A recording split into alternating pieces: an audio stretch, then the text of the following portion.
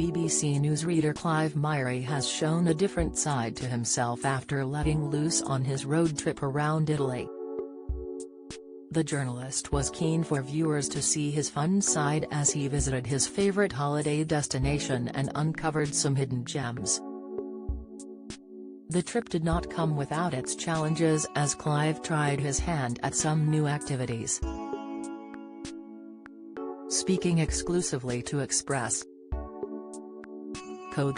he said, "Particularly for a series where you don't want it to be completely alien, you have got to have a bit of Rome and Venice and Florence. We go to Venice and it's really interesting because I haven't been for about 20 years and we are on the Grand Canal and it's about 7 a.m. We got there at about 5:36 a.m. and I'm on the Grand Canal and I realized why I loved the place. Beautiful. It was still and quiet, and then at about 8:30 a.m., I'd say about 18 billion people turned up and I realized why I fell out of love with it. That was the biggest challenge in the really big, obvious tourist places, avoiding the crowds. And we managed to do that and not have the camera completely full of people running around with selfie sticks.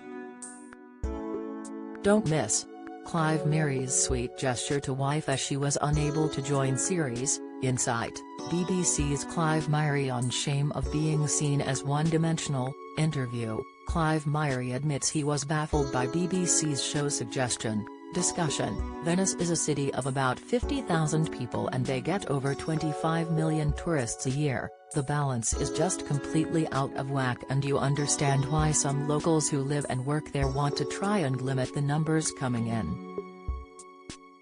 Clive also opened up about getting to grips with a gondola, which was not easy. Trying to steer a gondola was really hard, he explained.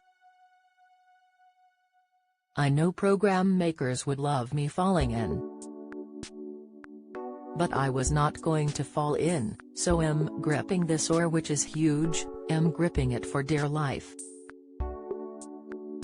You have got the oar and you are maneuvering it in a cup that's on the edge of a vessel, all with just gentle movements of the wrist, and it's so difficult.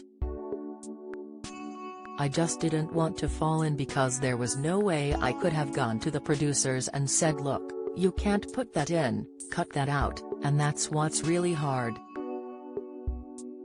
During the road trip, Clive travelled to the slopes of Sicily's Mount Etna and Barga, the most Scottish town in Italy.